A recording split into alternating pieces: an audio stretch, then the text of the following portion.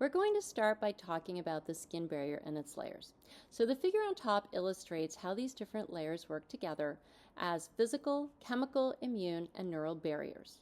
The top surface is your skin microbiome. It's the outermost surface. It's colonized by the commensal bacteria that basically protect us from pathogens, and they help the skin handle the first layer of defense against infection.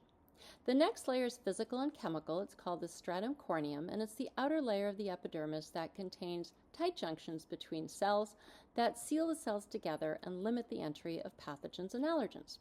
It also contains the chemical response, which is a combination of antimicrobial peptides that kill or inhibit the invaders, and your natural moisturization factor that we talk about with filaggrin and L-histidine supplementation, which helps you maintain hydration and barrier integrity.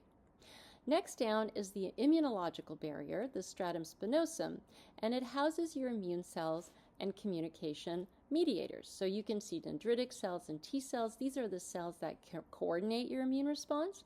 And then the cytokines, toll-like receptors, and interleukins are the molecules that sense the danger, like a pathogen or allergen, and they either drive inflammation or tolerance. Together, these form the innate and adaptive immune system in your skin. The neuro-sensory layer contains the cutaneous nerves, shown as the yellow structures, extending out from deeper layers. These nerves are what senses stimuli like itch, pain, temperature. They also interact with your immune cells, influencing inflammation and itch. Finally, the basal layer below provides the structural support. Stratum basale, which is the bottommost layer of the epidermis, is where your new keratinocyte cells are generated. The basement membrane separates your epidermis from your dermis. Your dermis, obviously, and the extracellular matrix below it are much thicker. They provide the structural support, blood supply, and a home for other immune cells. So overall, this figure shows us that the skin barrier is not just a wall, but a very complex layered system where physical structure, chemical defense, immune cells, and nerves all interact to protect your body from microbes and environmental insults. The table on the bottom shows how quickly your skin barrier renews itself. For a small child or baby, it can be 3 to 5 days, so less than a week.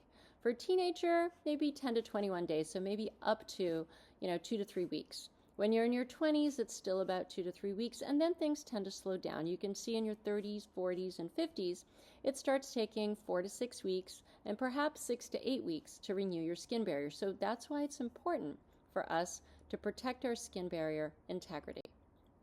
Eczema is basically a chronic skin condition that affects the skin barrier and that causes inflammation, redness, and itchiness that all of us know.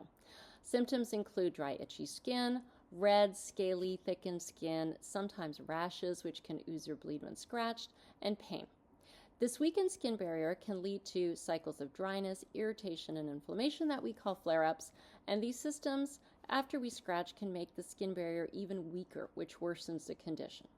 Complications can include infections, but we can also have other things like asthma or hay fever, food allergies, and sleep problems associated with eczema. So today we're going to specifically talk about skin infections and how to minimize them.